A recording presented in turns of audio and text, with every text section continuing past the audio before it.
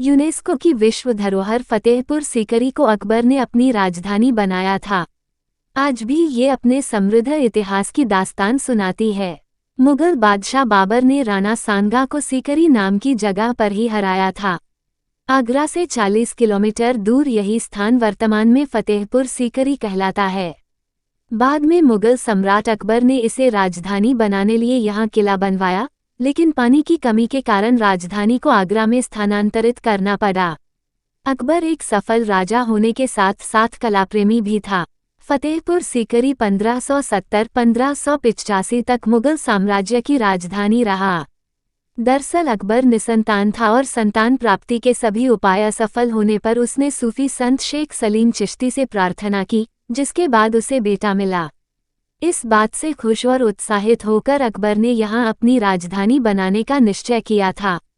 हालांकि इस स्थान पर पानी की बहुत कमी थी, इसलिए केवल 15 साल बाद ही राजधानी को वापस आगरा ले जाना पड़ा। इस जगह की कुछ इमारतें आज भी अपने वैभवशाली इतिहास का आईना हैं। फतेहपुर सीकरी में अकबर के समय के अनेक भवनों, प्रासादों तथा राजसभा के भव्य अवशेष आज भी मौजूद हैं, जिसमें से सबसे शानदार इमारत बुलंद दरवाज़ा है। इसकी जमीन से ऊंचाई 280 फुट है। 52 सीढ़ियां चढ़ने के बाद दरवाजे के अंदर पहुंचा जा सकता है। दरवाजे में उस दौर के विशाल किवाड़ आज भी ज्यों के त्यों लगे हुए हैं। बुलंद दरवाजे को 1602 में अकबर ने अपनी गुजरात विजय के स्मारक के रूप में बनवाया था। खूबसूरती से तराशी गई यह इमारत दीवान-ए-खास कहलाती है।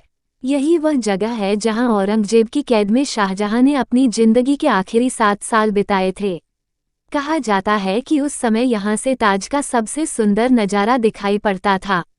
हालांकि अब प्रदूषण बढ़ने के कारण ये उतना स्पष्ट नहीं दिखाई देता है। पंचतला पंचमहल का रहस्य। पंचमहल एक विशाल और खंभों पर बनी एक 5 मंजिला इमारत है। अकबर ने इसे अपनी आरामगाह और मनोरंजन की जगह के तौर पर निर्मित करवाया था।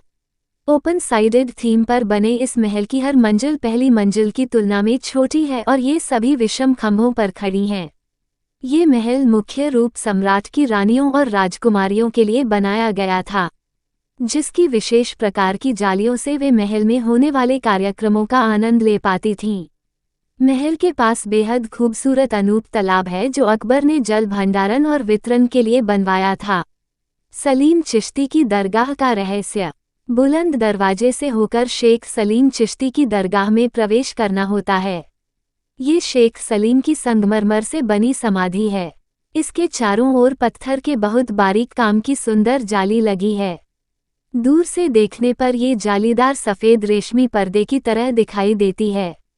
समाधि के ऊपर बहुमूल्य सींग और चंदन की अद्भुत शिल्पकारी की गई है, जो 400 साल से ज़्यादा प्राचीन होते हुए भी एकदम आधुनिक लगती है। सफ़ेद पत्थरों में खुदी विविध रंगों वाली फूल पत्तियां उस दौर की नक्काशी का शानदार उदाहरण हैं। समाधि में एक चंदन का और एक सीप का कटहरा है। इन्हें ढाका के सूबेदार और शेख सलीम के पोते नवाब इस्लाम खां ने बनवाया था। अकबर के समय ये लाल पत्थर से बना था, पर जहांगीर ने समाधि की शोभा बढ़ाने के लिए उसे सफ़ेद संगमरमर का बनवा दिया था।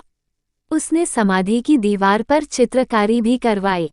समाधि के कटहरे का लगभग 1.5 गज का खंभा खराब हो जाने पर 1905 में लॉर्ड कर्जन ने उस समय 1200 रुपये की कीमत में पुनः बनवाया था। समाधि के दरवाजे आबनूस लकड़ी के बने हैं।